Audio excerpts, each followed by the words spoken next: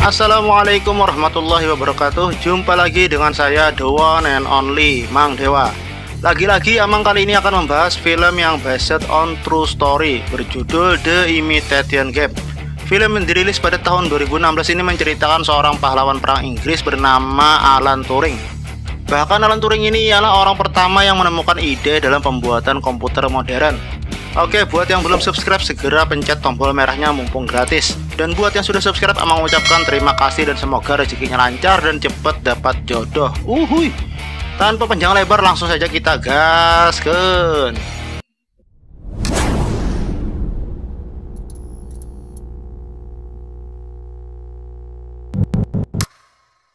Di awal film kita ditampilkan seorang pria bernama Alan Turing yang berada di ruang interogasi kepolisian Manchester, Inggris. Hal itu terjadi karena rumah Alan mengalami kegaduhan yang dilaporkan oleh tetangganya, dan perkiraan polisi itu adalah sebuah perampokan.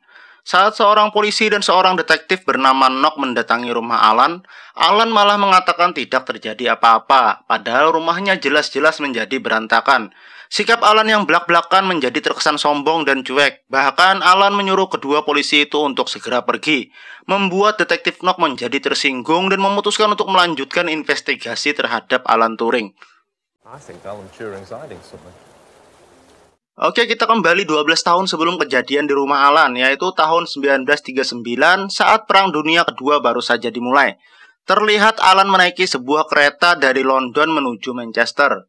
Setibanya di Manchester, Alan mendatangi sebuah pabrik radio bernama Bletchley. Tetapi ini aslinya bukan pabrik radio, melainkan salah satu markas intelligence Inggris. Di pabrik radio itu, Alan mendatangi Komandan Denniston untuk melakukan wawancara kerja. Dari berkasnya Alan, ia adalah seorang ahli matematika dan sangat jenius.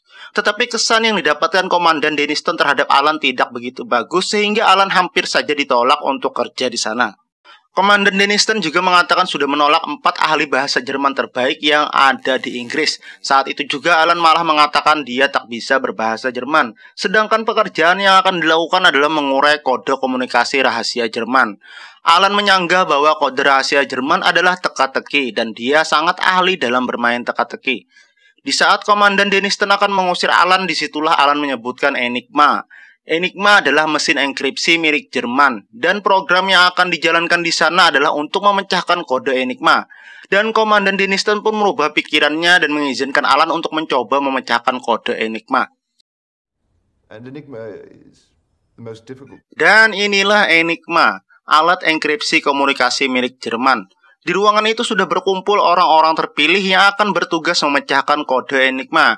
Di sana ada Hugh Alexander yang jadi pemimpin tim itu. Kemudian ada John Cairncross, ada Peter Hilton, ada Kate, kemudian ada Charles, dan tentu saja Alan Turing. Dan Komandan Denniston menjelaskan bahwa kode Enigma akan berubah setiap tengah malam. Dan intelligence Inggris biasanya menyadap pesan tiap jam 6 pagi, yang artinya mereka punya waktu 18 jam untuk menemukan isi pesan setiap harinya. Alan memperhatikan alat Enigma itu, kemudian mereka menghitung kemungkinan pengaturannya. Hugh yang tadi saya sebutkan ialah ahli matematika sekaligus juara dunia catur. Dengan cepatnya dia bisa menghitung secara rinci kemungkinan pengaturan Enigma. Alan ini memang orang yang susah dalam bersosial dan perkataannya cenderung terdengar sombong. Padahal memang Alannya yang polos dan terlalu jujur dalam berkata-kata. Saat dia mengatakan bahwa dia tak ingin bekerja sebagai tim karena takut timnya malah memperlambatnya. Setelah Alan mengatakan itu, ada Stewart Menzies dari MI6. MI6 itu kek CIA-nya Amerika. Menzies mengatakan kalau Alan tak mau bekerja sebagai tim, maka dia akan dikeluarkan dari program itu. Alright, gentlemen. Semua rencana serangan Jerman, baik itu udara, darat maupun laut, dan juga titik koordinat letak militer mereka ada di balik pesan radio yang mereka kirimkan. Pihak intelligence Inggris bisa menyadap semua pesan itu, tetapi masalahnya pesan itu terenkripsi atau dikasih kode. Dan ada 159 triliun kemungkinan yang ada pada pengaturan Enigma tadi. Kalau ada 10 orang dan tiap orang ngecek satu pengaturan tiap menitnya dan bekerja full 24/7 pun akan menghabiskan waktu 20 juta tahun. Jadi hampir mustahil untuk dipecahkan. Tim tadi bekerja di sebuah bangunan tersendiri. Alan terlihat di pojok ruangan sibuk dengan pekerjaannya, yaitu membuat skema untuk sebuah mesin. Saat tim tadi akan makan siang, John pun mengajak Alan. Tetapi Alan lagi-lagi membuat kesan tidak bagus, membuat teman-temannya menjadi kurang suka terhadap sikap Alan. Bahkan Alan meremehkan kemampuan timnya sendiri dan menyebutkan hasil yang mereka dapatkan adalah keberuntungan. Dan disinilah Alan menyebutkan bahwa dia akan membuat mesin yang secara otomatis akan menguraikan pesan itu. Peter asked who was hungry. Can I have some soup, please? Saat teman-temannya berangkat makan siang, Alan masih sibuk dalam membuat skema untuk mesinnya. Siang itu Alan menemui Komandan Denniston karena Hughes baru saja menolak rencananya untuk meminta anggaran dalam pembuatan mesin rencangannya. Dengan santuinya Alan menyebutkan timnya bodoh, lalu menyuruh Komandan Denniston untuk memecat mereka dan gunakan uang gaji mereka untuk danai mesinnya Alan. Komandan memberi sedikit pelajaran perang kepada Alan, yaitu rantai komando. Saat pemimpin bilang tidak, maka tidak, dan Hughes sudah bilang tidak. Saat mendengarkan itu, Alan malah mendapatkan ide. Alan menanyakan Komandan Denniston siapa atasannya. Dengan tegasnya, Komandan Denniston memberikan sebuah alamat. Tak lama setelahnya, Alan menitipkan sebuah surat kepada Menzies untuk diantarkan ke alamat atasannya Komandan Denniston. Ternyata surat yang Alan kirimkan membuahkan hasil. Sekarang Alan malah ditunjuk menjadi pemimpin tim oleh atasannya Komandan Denniston. Setelah mendapatkan kewenangannya, Alan langsung memecat Kate dan Charles karena menurutnya mereka berdua hanya ahli bahasa biasa-biasa saja dan tak bisa memecahkan kode. Sikap Alan tersebut membuat semua orang kini membencinya. Kita kembali dulu ke masa kecil Alan ketika masih bersekolah, di mana dia menjadi korban bully dari teman-teman sekolahnya. Dan hanya ada satu orang yang menolong dan berteman dengan Alan, dan dia adalah Christopher. Christopher mengatakan kalau mereka mengganggu Alan karena Alan berbeda atau aneh. Tetapi Christopher juga mengatakan terkadang hanya yang tak terdugalah yang bisa melakukan hal di luar dugaan. Kembali lagi ke ruang kerja tim Enigma. Mereka sadar kalau mereka sekarang kekurangan staf. Oleh karena itu, Alan malah membuat teka-teki silang untuk ditaruh di koran dan menjadi persyaratan dalam lowongan kerja. Setelahnya diadakanlah tes penerimaan kerja untuk program rahasia itu. Tes berupa pertanyaan yang harus diselesaikan dalam waktu 6 menit. Di sana ada Alan dan Menzies yang mengawasi tes itu. Saat tes akan dimulai, tiba-tiba muncul seorang cewek. Cewek ini bernama Joan. Joan menjelaskan keterlambatannya karena ban bis yang bocor, tetapi penjaga malah meremehkan Joan dan mengatakan kalau bagian penerimaan sekretaris ada di lantai atas. Bahkan tak percaya kalau Joan yang berhasil menyelesaikan teka-teki silang yang menjadi syarat ikut tes. Ya, karena Joan seorang perempuan. Kemudian datanglah Alan mendekati mereka berdua lalu menyuruh Joan untuk segera duduk agar tes dapat dimulai. Setelah tes dimulai, Joanlah yang pertama menyelesaikan tes itu hanya dalam waktu 5 menit. Dan di akhir tes itu, kini hanya ada 2 orang yang lolos untuk bekerja di program rahasia Inggris. Mereka adalah Jack dan Joan. Lalu Menzies menjelaskan tentang pekerjaan mereka nantinya. Alan kecil terlihat duduk di sebuah pohon bersama Christopher. Disinilah Christopher memberikan Alan sebuah buku tentang kripto atau coding. Dan disinilah awal mula Alan belajar bahasa sandi. Pagi itu pembuatan mesin rancangan Alan sudah dimulai. Dan juga kedatangan rekrutan baru di Bletchley. Tetapi sayangnya Joan tidak datang. Alan pun pergi ke rumah Joan untuk membujuknya ikut ke Bletchley. Joan pun akhirnya ikut Alan pergi ke Bletchley. Malam itu Hughes terlihat sangat marah kepada Alan dikarenakan Alan terlalu sibuk dengan mesin buatannya dan tidak membantu tim dalam memeriksa pesan. Hughes kemudian mendatangi Alan yang berada di bangunan lain bersama mesinnya. Saat berada di sana, Hughes mulai mengeluarkan emosinya dan hampir saja menghancurkan mesinnya Alan. Tetapi untungnya dapat dihentikan oleh John yang datang menyusul. Sesaat setelah itu, Alan pergi membawa beberapa berkas untuk menemui Joan yang berada di asramanya. Di sana, Alan meminta bantuan Joan untuk mencari informasi dari pesan rahasia Jerman agar bisa dimasukkan ke dalam mesin buatannya. Bahkan Alan juga sudah menamai mesin itu. Dia menamainya Christopher. Pagi itu, Komandan Denniston menggeledah ruang kerja Alan. Karena ada informasi yang mengatakan ada mata-mata di Bletchley. Dan Alan lah yang menjadi tersangkanya. Tetapi dari penggeledahan itu mereka tidak menemukan apa-apa sehingga Alan terbebas dari tuduhan. Tak lama setelahnya Joan mendatangi Alan yang sedang sibuk dengan mesinnya. Dan Joan mengatakan bahwa tuduhan kepada Alan sudah tersebar di Bletchley. Lalu Joan pun berusaha menghibur Alan serta mengajaknya ke kantin kantor. Saat Alan dan Joan duduk di dalam kantin itu, tak lama datanglah Hughes dan yang lainnya. Joan menyapa Hughes dan mereka pun berkenalan. Dan setelahnya Joan mulai menasihati Alan. Joan mengatakan bahwa untuk mengalahkan Enigma, Alan memerlukan seluruh bantuan. Dan Hughes, Peter, dan John tidak akan membantu karena mereka tidak menyukai Alan. Nasihatnya Joan berhasil. Siang itu Alan membawakan apel untuk teman-temannya sebagai awal dari permintaan maaf atas sikapnya Alan. Alan sedang berdua dengan Joan di bawah sebuah pohon sambil mencoba beberapa teori untuk mesin Christopher. Saat itulah datang Hughes yang memberikan sebuah informasi berguna untuk Alan yang bisa digunakan di mesin Christopher. Tibalah hari mesin Christopher dihidupkan. Mesin itu terus berputar dan berputar tetapi tidak menghasilkan apa-apa. How long? Setelah sekian lama mesin Christopher tak menghasilkan apapun, Komandan Denniston pun mendatangi gudang di mana Alan dan mesin itu berada. Alan berusaha menghalangi Komandan Denniston tetapi gagal. Mesin itu pun dimatikan oleh seorang prajurit. Kemudian Komandan Denniston menyuruh Alan untuk menunjukkan hasil yang didapatkan dari mesinnya di hadapan perwakilan dari Kementerian Inggris yang mendanai mesin itu. Dan tentu saja Alan tidak bisa menunjukkan hasilnya. Saat itu pula Komandan Denniston memecat Alan dari program itu. Tetapi tanpa disangka datanglah Hughes, Peter, dan John. Kemudian Hughes memberikan argumennya kepada Komandan Denniston. Bahkan Hughes, Peter, dan John juga minta dipecat apabila Alan dipecat. Hughes meminta tambahan waktu agar mesinnya Alan bisa memberikan hasil. Dan Komandan Denniston tak punya pilihan lain selain memberikan mereka tambahan waktu 1 bulan. Setelah kejadian tadi, mereka pun menenangkan diri di kantin kantor. Di situ, Alan berusaha meyakinkan Hughes kalau dia bukanlah seorang mata-mata. Dan Hughes dengan tenangnya menjawab tentu saja dia tahu kalau Alan bukan seorang mata-mata. Karena kode yang dipakai mata-mata itu ialah dari Bible dalam chapter Matius. Dan menurut Hughes terlalu mudah untuk Alan. Jadi, tak mungkin Alanlah mata-mata yang memakai kode itu. Kita maju sebentar ke masa depan di mana Detektif Knock masih sangat terobsesi untuk mencari tahu tentang Alan.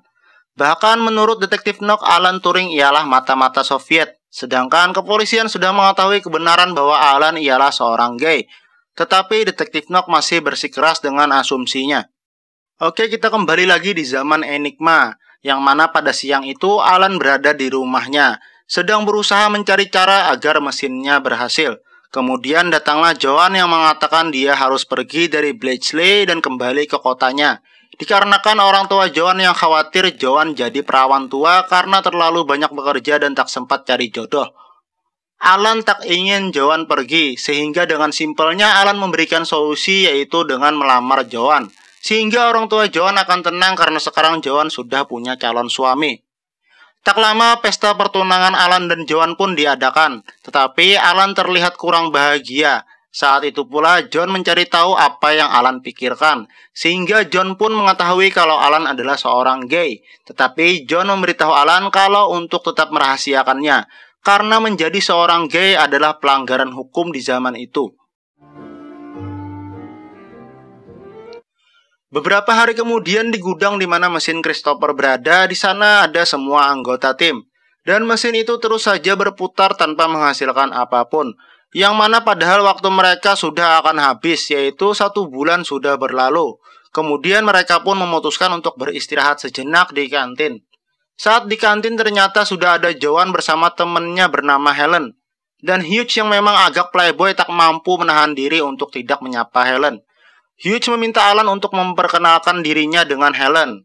Nah, dari percakapan dengan Helen itulah Alan malah menemukan cara untuk membuat mesinnya berhasil, yaitu dengan memakai pengaturan di mana ada kata yang berulang dalam setiap pesan Jerman yang berhasil disadap, sehingga mesin Christopher tak perlu memeriksa setiap pengaturan yang kemungkinannya 159 triliun. Just lost Germany the whole bloody war. Only has to search through ones that produce. Alan tiba-tiba keluar dari kantin itu, diikuti oleh teman-temannya kemudian menuju ruang kerja mereka, mencari catatan pesan yang berhasil disadap hari itu. Setelahnya mereka semua pun bergegas menuju mesin Christopher untuk mencoba cara baru itu. Setelah semuanya telah diset ke pengaturan baru, mesin pun dihidupkan. Dan benar saja, tak perlu waktu lama mesin itu pun berhenti dan menghasilkan kode baru. Setelah mencatat kode baru tadi, Alan kemudian bergegas kembali ke ruang kerja mereka dan tentu saja diikuti oleh timnya. Setelah di dalam ruangan itu, Alan pun membuka mesin Enigma lalu memasukkan kode baru itu ke dalam mesin Enigma. Dan lagi-lagi menghasilkan kode baru yang dicatat oleh John. Tetapi kode kali ini menjadi lebih simpel dan dengan mudahnya Hughes dapat membacanya. Yang ternyata isi dari pesan itu adalah titik koordinat pasukan Jerman. Need to know to break Enigma.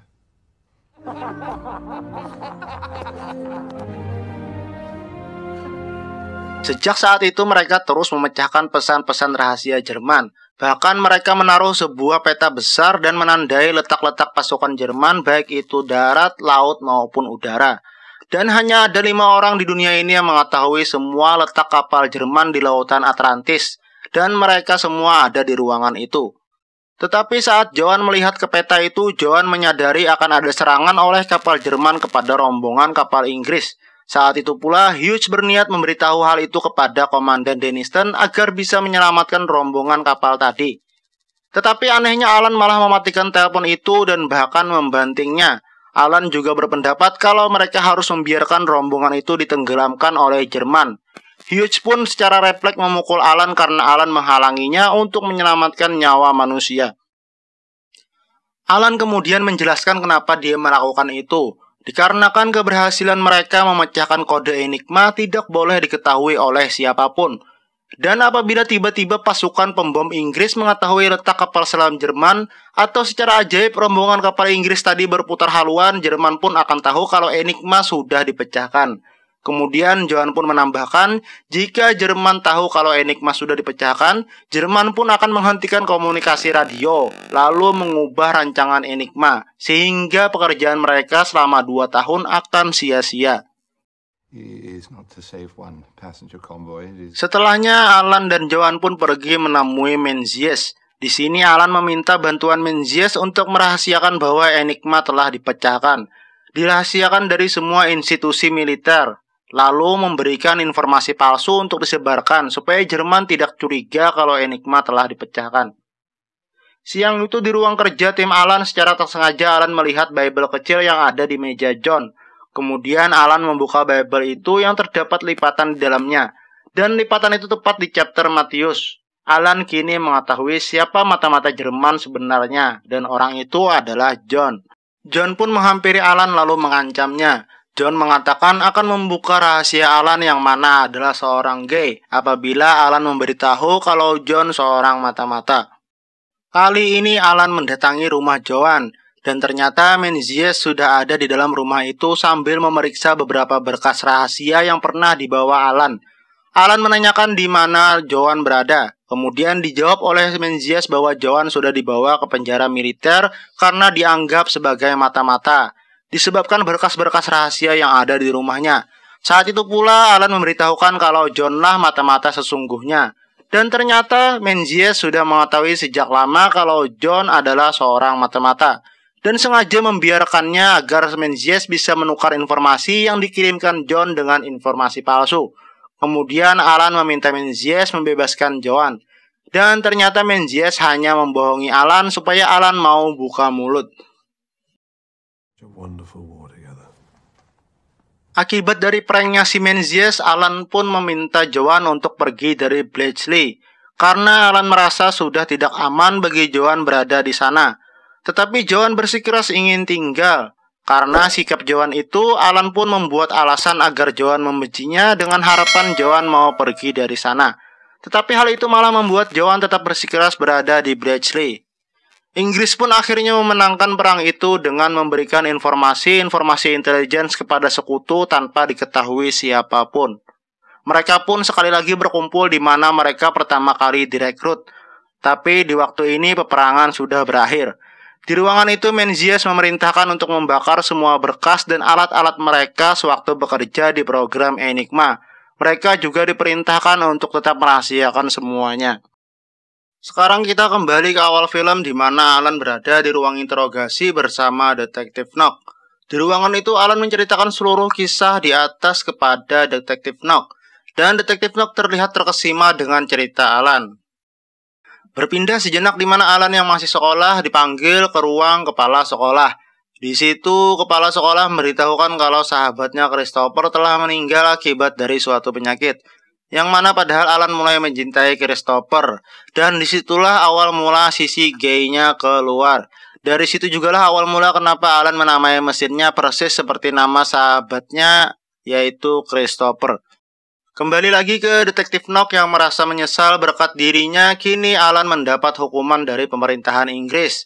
Kemudian berpindah di mana Joan yang menjenguk Alan yang kini tinggal sendirian di rumahnya. Joan juga bahkan menawarkan diri untuk menjadi saksi persidangannya atas kasus gay yang menimpa Alan. Dan ternyata Alan sudah menerima tawaran hakim untuk menjalani terapi hormon atau dikebiri secara kimia, tetapi efek dari terapi itu sangat buruk terhadap Alan. Infinitely better place. Precise turns anything off. Who do the thing. Di akhir film dijelaskan setelah setahun menjalani terapi hormon, Alan Turing pun bunuh diri pada tahun 1954. Saat itu usianya 41 tahun. Di situ juga dijelaskan mesin yang diciptakan Alan menginspirasi para ilmuwan untuk meneliti dan mengembangkannya. Dan yang mana sekarang kita sebut komputer. Dan tamat. Alhamdulillahirrabbilalamin, kini kita tiba di akhir video ini. Terima kasih sudah menonton video sampai habis. Jangan lupa support kami dengan menekan subscribe, like, dan nyalakan loncengnya ya guys. Kemudian share ke medsos kalian. Sampai di sini dulu, semoga dapat menghibur. Sampai jumpa di video berikutnya. Assalamualaikum warahmatullahi wabarakatuh.